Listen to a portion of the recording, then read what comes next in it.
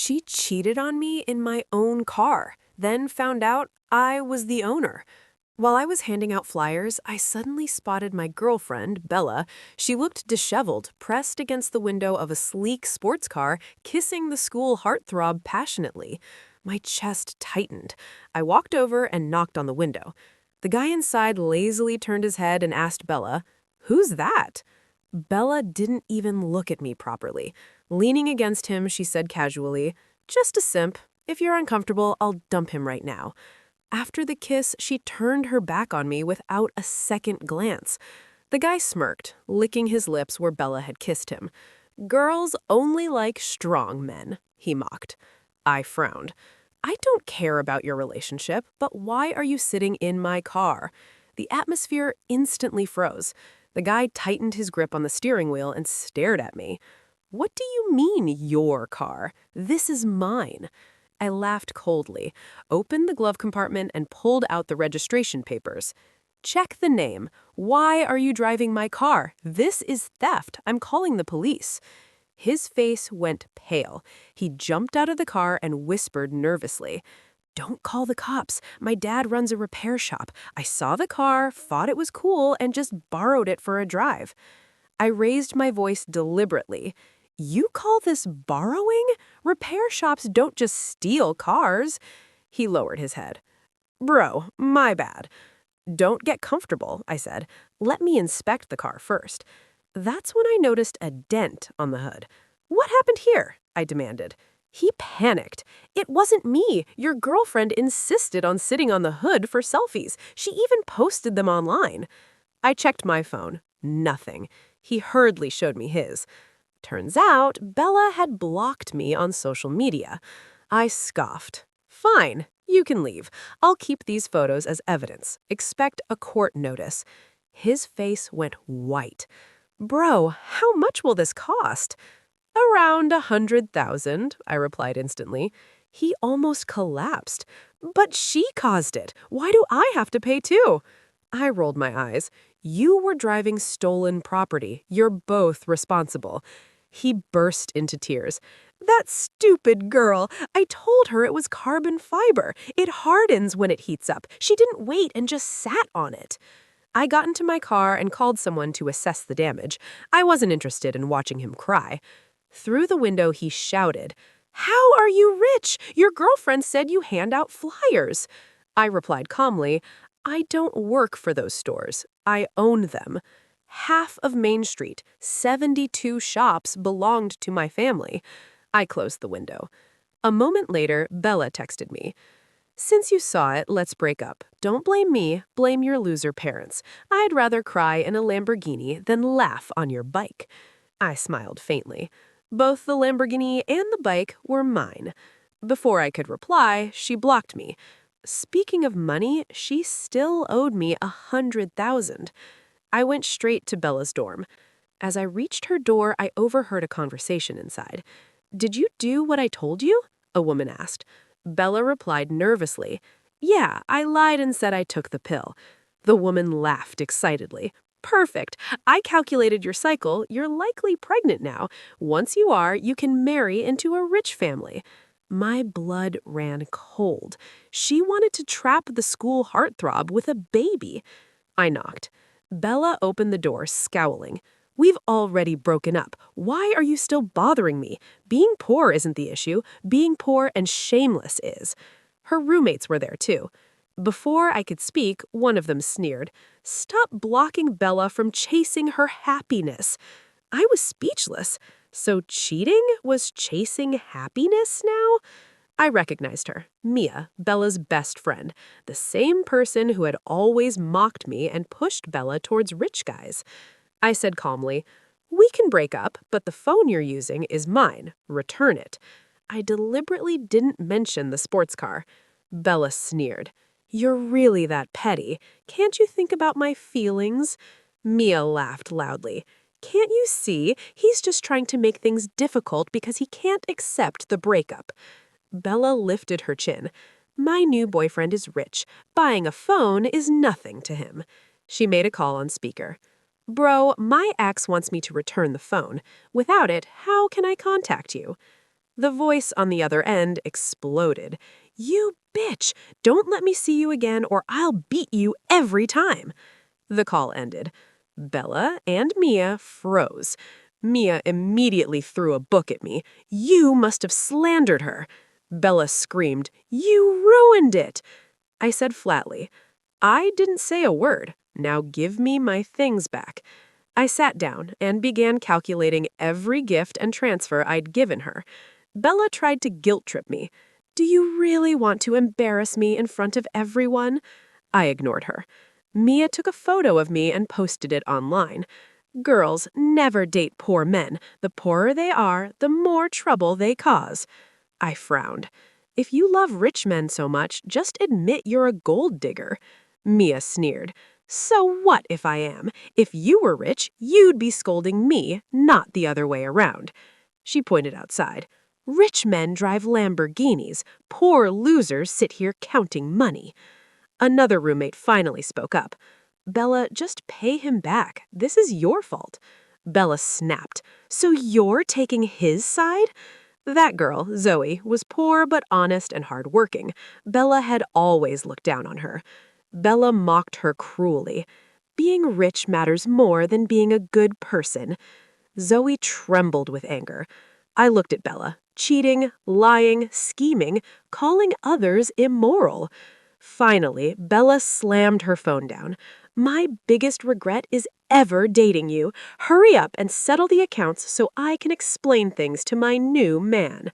I smiled faintly. She had no idea what was coming next. Mia quickly said, "Don't worry, sis. I'll help you explain everything. The rumors will be squashed and you'll still be the darling of a rich guy." I had no patience for them anymore and focused on calculating the accounts. Of course, I didn't include the sports car repair costs. I didn't want Bella to shamelessly try to reconcile with me.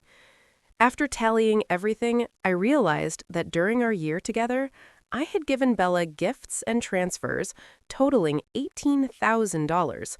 I was stunned. Dating really costs a lot.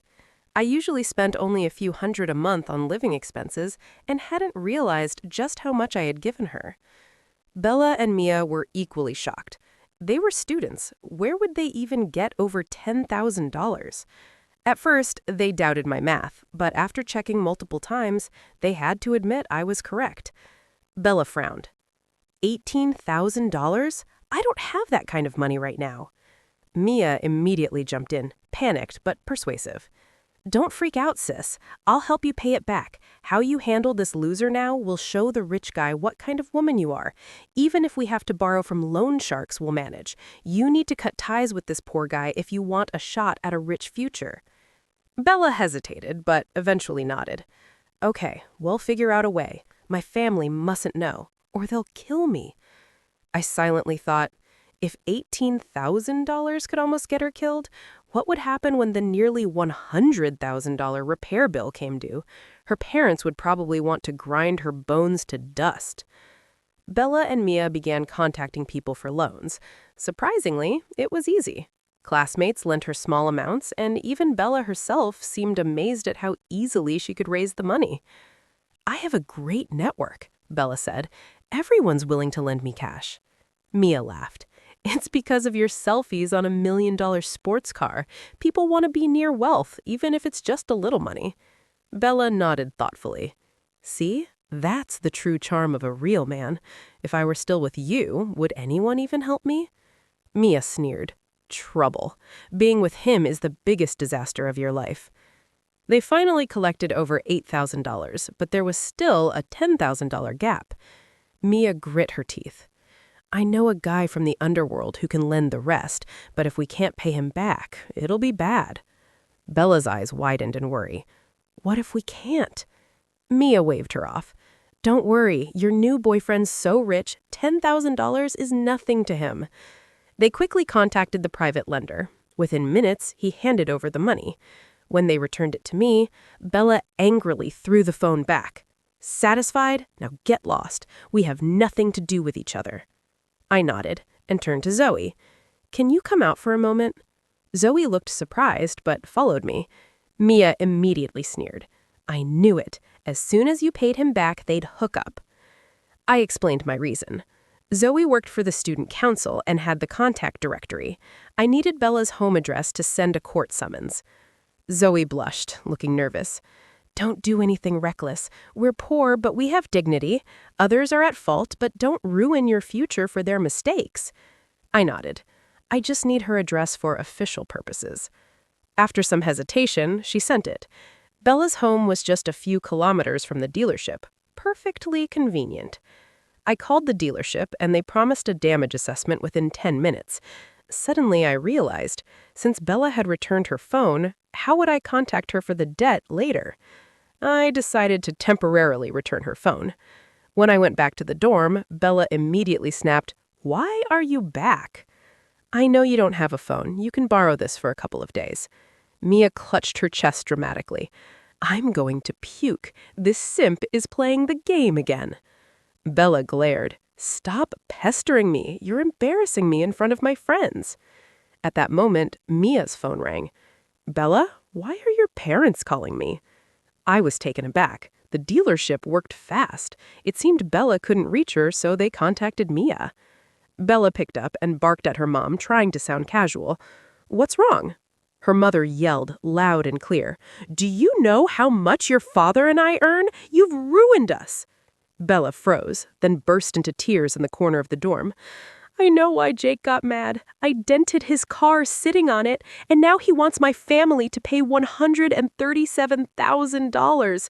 Where will we even get that money?" Mia comforted her. "Don't panic. Maybe we can see if you're pregnant. If you are, he'll have to consider the baby. He won't dare ask for the repair costs." Bella nodded miserably.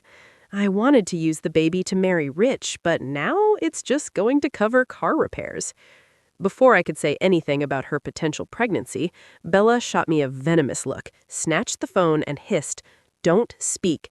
Get lost. I'm in a bad mood." Mia also snapped, "Yeah, loser. Go away. We're trying to calm Jake down." I nodded. Fine. They'd see me in court anyway. Downstairs, Jake was waiting. He had a visible slap mark on his face and was wiping tears. He must have told his father about the car and gotten some support. Bella and Mia froze. Mia whispered, "With all his family's money, he's crying?" Bella muttered, "Maybe he really loves the car. He always took care of it when I dated him." I rolled my eyes. Cars aren't wives, but apparently, to Jake, this one was. Bella approached him pitifully, saying, "Baby, let me explain." Jake snapped. He grabbed her hair and slapped her hard. Neither Bella nor Mia expected it. Bella tried to placate him. "Hit me if you're upset. It's my fault. I'll never do it again. Can I make it up to you?" Jake didn't stop. He punched her repeatedly. Students around them were shocked. A girl admired for her social media selfies was now beaten in public. Mia shouted, "You're hitting her too hard. She's a girl." One of Bella's front teeth was knocked out. She bent to pick it up, bleeding and crying. I nodded to Mia. "Put the tooth in milk. There's a chance it can be saved." Zoe looked at me incredulous. "Are you enjoying this?" I shook my head. I loved her once. Seeing her like this makes me sad too. Bella, amid her pain, turned to me. "You're not a man. Look at me. I've been beaten and you won't help me." I replied coldly, "You told me not to harass you. Now we'll meet in court." Jake finally noticed me. He let go of Bella and walked toward me. Mia tried to intervene, but Jake ignored her and suddenly knelt before me, tears streaming. "Bro, I'm sorry. Forgive me." The world fell silent. Students gawked. Even I hadn't expected this. I asked calmly, "Why are you apologizing?" Through tears, Jake admitted, "I shouldn't have stolen your car to show off. I shouldn't have stolen your girl. I'm despicable." I nodded. "I sent my car to your family's repair shop because your dad works hard.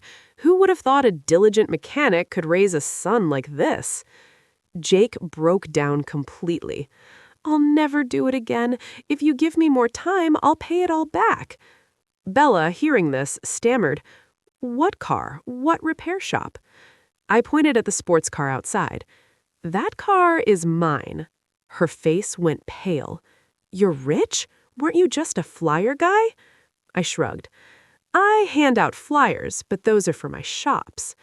Ignoring her bleeding nose and missing tooth, Bella limped to me, crying, "Baby, let me explain."